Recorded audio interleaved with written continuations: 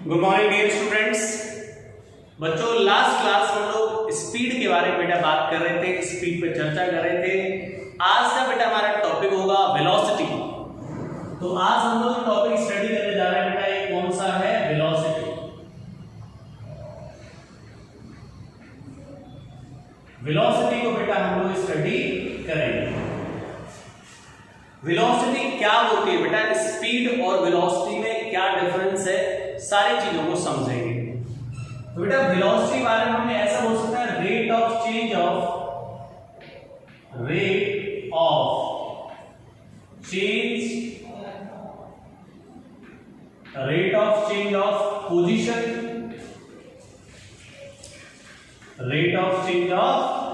Position with respect to time. Okay, अगर बेटा किसी ऑब्जेक्ट की पोजीशन चेंज हो रही है टाइम के साथ, अगर किसी ऑब्जेक्ट की पोजीशन चेंज हो रही है टाइम के साथ, इसका मतलब उसके पास वेलोसिटी है। यानी कि पोजीशन का चेंज होना टाइम के साथ वेलोसिटी कहलाएगा। ठीक है, यानी जब हम आपको बेटा किसी कोई दिख जाए, आपको कोई पॉइंट है, इसकी पोजीशन चेंज हो रही है, इसको आप समझ जाओ इसके पास वेलोसिटी है। चीजों को समझेंगे और बारीकी से। बेटा ये एक वेक्टर क्वांटिटी है। कैसा क्वांटिटी है? वेक्टर। अब बेटा वेक्टर क्वांटिटी है, इसलिए इसको डील करना और थोड़ा कॉम्प्लिकेटेड हो जाता है, बिकॉज वेक्टर क्वांटिटी है, इसलिए बेटा इसके पास मैग्नीट्यूड भी होगा, डायरेक्शन भी होगी, इसलिए इसको थोड़ा मैं डील करना और कॉम्प्लिकेटेड है। जैसे स्पीड में क्या था, केवल मैग्नीट्यूड था, स्केलर क्वांटिटी, तो वहां थोड़ा आसान था सब कुछ, या थोड़ा सा कॉम्प्लिकेटेड है। ठीक है, चलिए अब हमने वेलोसिटी को क्या किया बेटा, कई पार्ट्स में डिवाइड कर दिया। कौन कौन से पार्ट्स में? सबसे पहले सर एवरेज वेलोसिटी,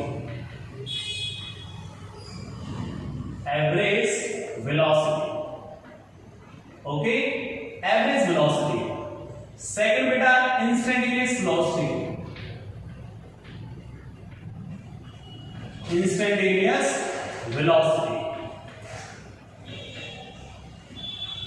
नेक्स्ट बेटा यूनिफॉर्म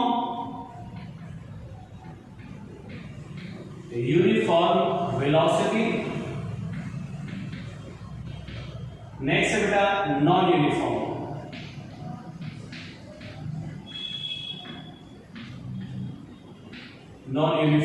वेलोसिटी। क्लियर? ये average velocity, instantaneous and uniform and non uniform. तो वेलोसिटीज को बेटा चार पार्ट्स में कैटेगराइज कर दिया। अब हमारा जो सबसे पहले कौन सा पार्ट स्टार्ट होगा बेटा? First part average velocity. तो आज हम लोग इस चीज पर बात करेंगे बेटा, एवरेज वेलोसिटी। सही है, एवरेज वेलोसिटी। बेटा इसको ऐसे डिनोट कर देंगे, v के ऊपर वेक्टर, बिकॉज वेक्टर क्वांटिटी है। एवरेज, ये सिंबल है बेटा एवरेज का, ऐसे ये खूब से टाइप में जो दिख रहा है आपको, ये क्या है? वेलोसिटी का, एवरेज वेलोसिटी का सिंबल है। ठीक है, अब हम कैसे एवरेज वेलोसिटी, बेटा किसी भी क्वांटिटी की वैल्यू जब आप एक टाइम इंटरवल में निकालते हो, किसी क्वांटिटी का वैल्यू बेटा एक टाइम इंटरवल के अंदर कैलकुलेट किया जाता है, तो उस वैल्यू को हम बोलते हैं एवरेज वैल्यू। तो बेटा जब आप वेलोसिटी की वैल्यू एक टाइम इंटरवल में काउंट करोगे, कैलकुलेट करोगे, तो कौन सी वैल्यू निकलेगी? Average value. ठीक है, तो हम लोग क्या लिख सकते हैं बेटा, एवरेज वेलोसिटी को कैसे हम डिफाइन करेंगे बच्चों? देखिए ध्यान से, कैसे डिफाइन करेंगे बेटा? हमें वही लिखना, rate of change of position, समझ लो, या हम बोल सकते हैं रेशियो ऑफ, या वही rate of change of position with respect to time. Okay, देखिए ध्यान से बेटा, हम लोग कैसे डिफाइन करेंगे इसको, यहां पर देख लेते हैं बच्चों। ये मैंने कोऑर्डिनेट सिस्टम बना दिया आपके सामने बेटा, ये y एक्सिस और ये x एक्सिस, समझ लो। z भी यहां हो सकता है, z को मैं यहां लिख नहीं रहा हूं अभी। अब मान लेते हैं स्टार्टिंग में पार्टिकल की पोजीशन यहां थी, कोई ऑब्जेक्ट था बेटा जो इस जगह पर था। अब इस जगह पर था तो इसका बेटा इस जगह का, इस पॉइंट का हमें पोजीशन वेक्टर लिखना पड़ेगा पहले, पोजीशन वेक्टर।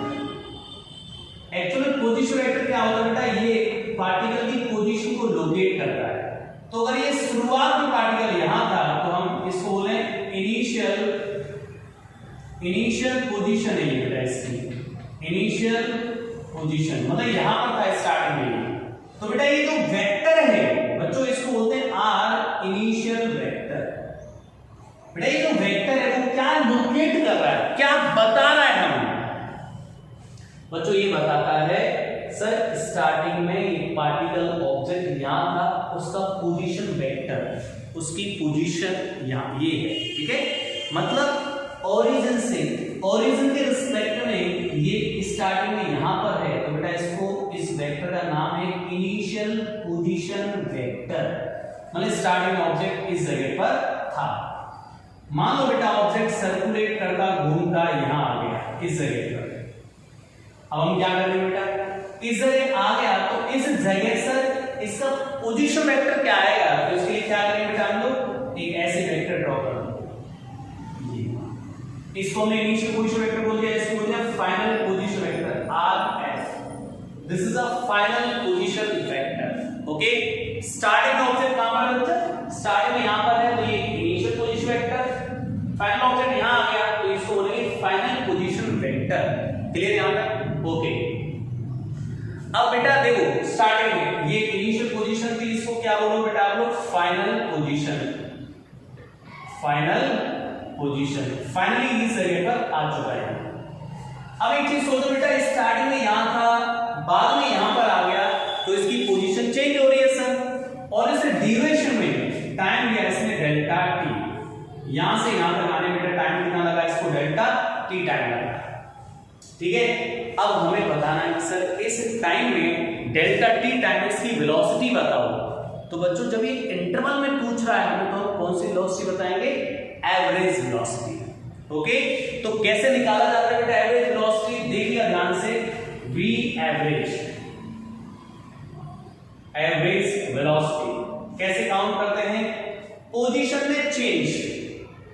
सर पोजीशन में चेंज, बेटा चेंज इन पोजीशन तो डेल्टा आर, देखो ये क्या लिखा है, डिवाइडेड बाय डेल्टा टी। ध्यान से समझो बेटा, पोजीशन वेक्टर को डिनोट करते हैं आर से। बेटा पोजीशन वेक्टर को किससे डिनोट करते हैं, आर से।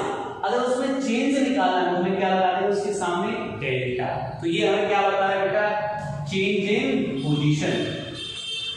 कैसे सर ये कैसे लिखा जाएगा, फाइनल वेक्टर, फाइनल पोजीशन में से बेटा इनिशियल पोजीशन को सब्ट्रैक्ट कर देंगे, this is delta R upon delta T. समझ बेटा, अच्छे से समझना, सुनो ध्यान से बेटा, चीजों को अच्छे से समझना बारीकी से। 11th क्लास के स्टूडेंट्स के लिए थोड़ा सा कॉम्प्लिकेटेड चीजें होती हैं, पर कोशिश करें अच्छे समझने की। बेटा क्या करना है हमें बच्चों, हमें पोजीशन में चेंज निकालना बेटा, तो पोजीशन वेक्टर को डिनोट करते हैं आर से, चेंज निकालना तो क्या लिखे, डेल्टा। तो ये आ गया बेटा change in position vector divided by time taken. अब जब भी बेटा किसी क्वांटिटी में चेंज निकाला जाता है तो हम लिखते हैं फाइनल माइनस इनिशियल। किस में चेंज निकाल रहे थे बेटा, पोजीशन वेक्टर में चेंज निकाल रहे थे, पोजीशन में चेंज निकालते हम लोग क्या लिखेंगे, final position minus initial position divided by delta T time. अब एक चीज सोचो बच्चा, delta R upon delta T sir इस डायग्राम में कहां पर होगा, delta R upon delta T.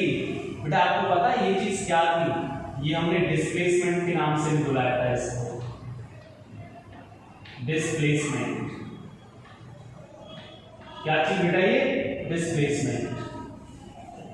ये final position minus initial position क्या है, ये डिस्प्लेसमेंट को डिनोट कर रहा है। सर कैसे डिस्प्लेसमेंट को, एक चीज सोचो बेटा, डायग्राम से इनिशियल पोजीशन ये है, फाइनल ये, एक वेक्टर मैंने ऐसे ड्रॉ कर दिया, ऐसे एक वेक्टर ड्रॉ कर दिया ऐसे, यही वो वेक्टर है जिसकी बात कर रहे हैं डेल्टा आर। यही वो वेक्टर बेटा क्या है, ये डेल्टा आर।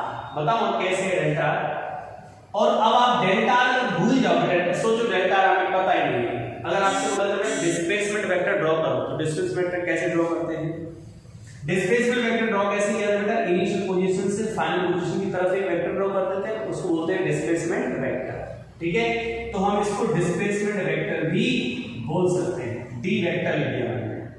सर ये डेल्टा आर ध्यान से डेल्टा आर कैसे बेटा, एक चीज सोचो बच्चा, इन दोनों को ऐड कर रहे हैं, इसको और इसको ऐड करते यहाँ आना चाहिए, तो बेटा क्या आ जाएगा, R initial vector triangle vector addition से, बेटा ट्रायंगल वेक्टर एडिशन देना, ये दो वेक्टर बच्चा, एक वेक्टर ये इस तरफ, ये इस तरफ बेटा, तो ये कैसे दोनों यहाँ पे हेड टू टेल, इन दोनों को ऐड करके ये आएगा रिजल्टेंट इनका, तो हम लोग क्या लिखेंगे, delta R vector is equal to final vector triangle vector addition से, तो डेल्टा आर कितना आ गया बेटा, final vector minus initial vector, तो मैंने क्या किया, डेल्टा आर की जगह पर क्या लिख चुका हूं मैं, delta R is final minus initial, इसी चीज को बेटा हम क्या बोलेंगे, डेल्टा आर को, डेल्टा आर ये वेक्टर डिस्प्लेसमेंट भी है, तो इसको हम लोग क्या बोलेंगे, डिस्प्लेसमेंट अपॉन टाइम, ये डिस्प्लेसमेंट हो गया, ठीक है, डेल्टा आर क्या है, डिस्प्लेसमेंट। तो बच्चा आप इतना याद रख लो आप लोग, क्या एवरेज वेलोसिटी जो होती है सर, एवरेज वेलोसिटी वो क्या होगी, डिस्प्लेसमेंट अपॉन टाइम, ऐसे भी आप देख सकते हो। जैसे बेटा हमने इससे पहले स्पीड पढ़ी थी, तो स्पीड क्या था बेटा, distance upon time, distance upon time, तो एवरेज वेलोसिटी क्या है बेटा, displacement upon time, average velocity क्या है बच्चों, डिस्प्लेसमेंट अपॉन टाइम, सही है, ओके। अच्छा अब हम बात करें बच्चों यहां पर,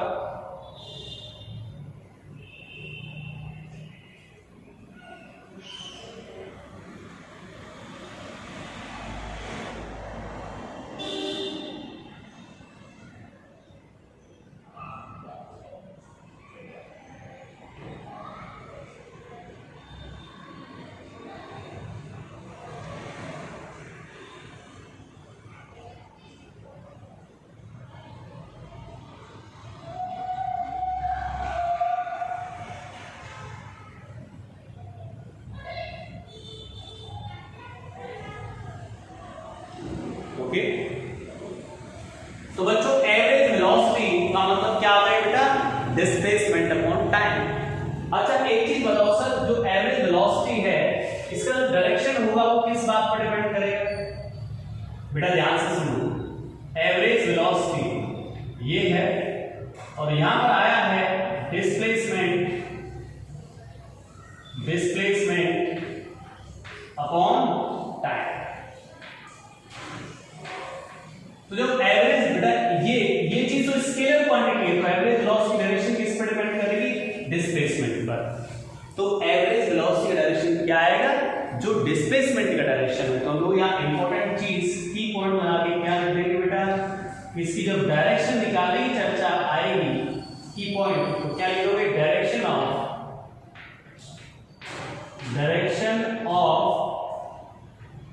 एवरेज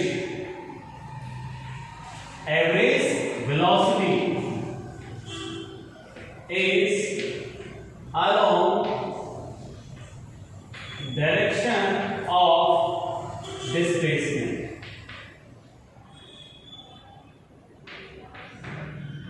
ओके, जो एवरेज वेलोसिटी डायरेक्शन बेटा वो किसके अलाउंग होगा, डिस्प्लेसमेंट के अलाउंग होगी एवरेज वेलोसिटी की डायरेक्शन।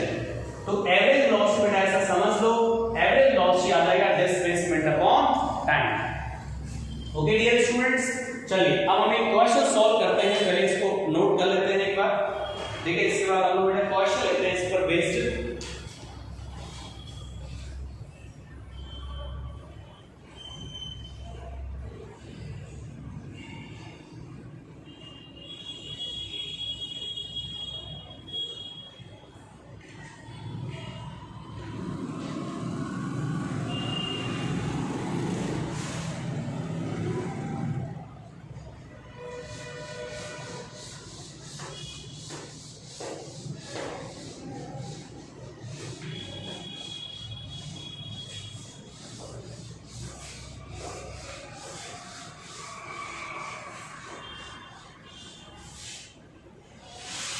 अब बच्चा एक चीज सोचो बेटा, डिस्प्लेसमेंट के बारे में मैंने आपको कुछ पॉइंट्स बताए थे कि डिस्प्लेसमेंट जो है नेगेटिव भी हो सकता है, पॉजिटिव भी हो सकता है, इंक्रीज भी कर सकता है, डिक्रीज भी कर सकता है टाइम के साथ। तो बेटा जो डिस्प्लेसमेंट के लिए सत्य होंगी बातें वो वेलोसिटी के लिख सकते होगी बात है, समझ लो। तो हम लोग एक सिंपल क्वेश्चन लेते हैं इस पर, ये एक क्वेश्चन लेते हैं बेटा, if initial position of object is 2, 3, 4 and after time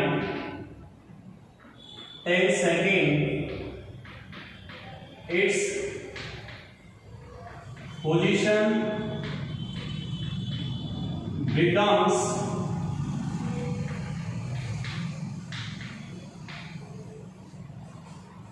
5x velocity.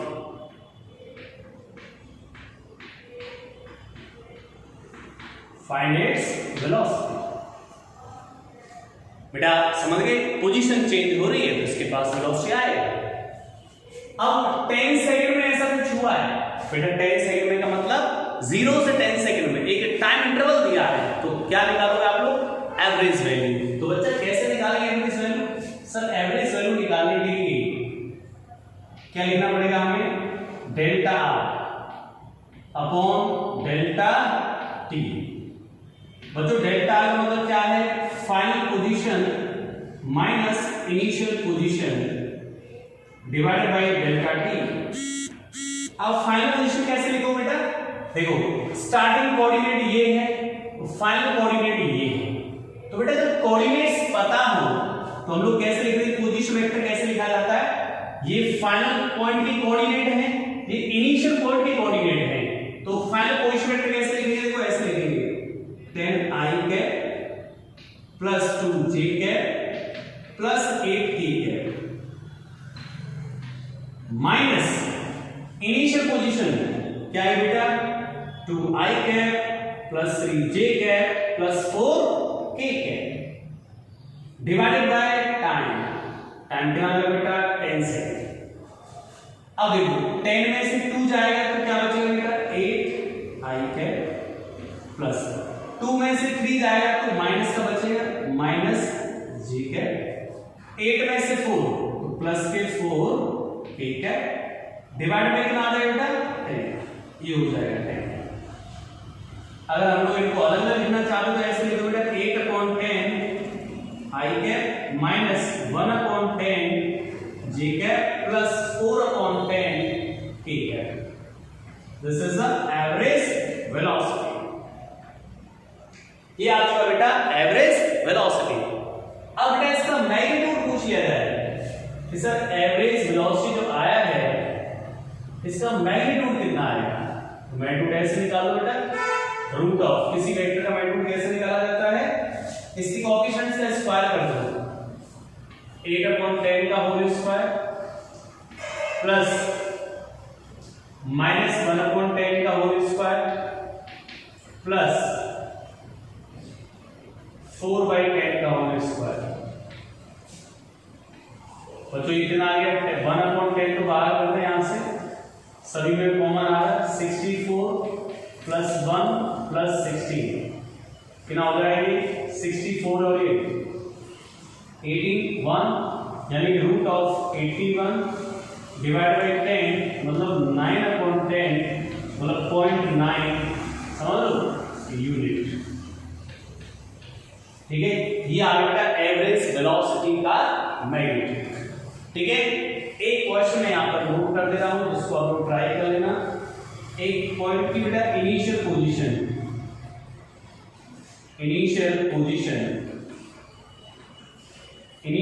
ये है 0 1 2 एंड फाइनल पोजीशन यहां पर है, फाइनल पोजीशन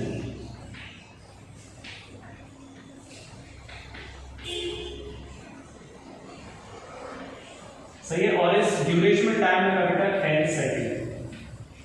हमें पूछा एवरेज वेलोसिटी की वैल्यू क्या है। तो सिमिलर क्वेश्चन है बेटा, जैसे ये था वैसा ही क्वेश्चन है।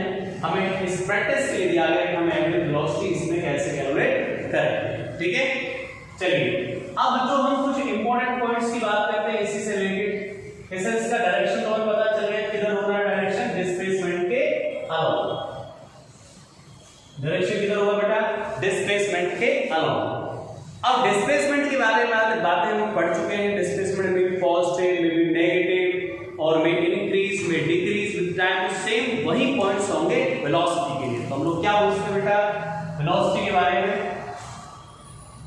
डायरेक्शन वाला पॉइंट्स लिख चुका हूं। बेटा क्या लिखते हो, वेलोसिटी में बी पॉजिटिव, नेगेटिव और जीरो। बेटा जैसा डिस्प्लेसमेंट के साथ हो सकता था वैसा ही वेलोसिटी के साथ भी हो सकता है। ठीक है, वेलोसिटी में इंक्रीज और डिक्रीज विद टाइम। इंक्रीज भी हो सकता है वेलोसिटी और डिक्रीज भी हो सकता है टाइम के साथ। सही है, कैसा क्वांटिटी है बेटा, वेक्टर। कैसा क्वांटिटी है, वेक्टर। सही है, अब हम बात करें, सही है, अब हम बात करें बेटा ग्राफ्स से रिलेटेड कि सर इसके ग्राफ्स कौन कौन से पॉसिबल हैं। तो हम लोग क्या बोल सकते हैं बेटा यहां पर, which of the following velocity time graph is possible और not.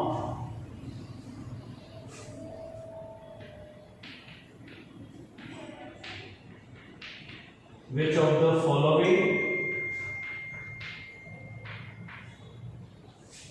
of the following velocity time graph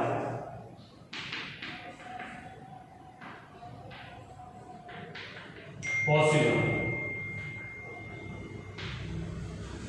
सही है, कौन कौन से ग्राफ्स पॉसिबल होंगे। ओके, चलिए तो बेटा हम लोग क्या बोल सकते हैं यहां पर, देखिएगा ध्यान से बेटा। ये ग्राफ वेलोसिटी और ये टाइम, क्या ये ग्राफ पॉसिबल है सर। नेक्स्ट वेलोसिटी एंड ये टाइम, नेक्स्ट ये।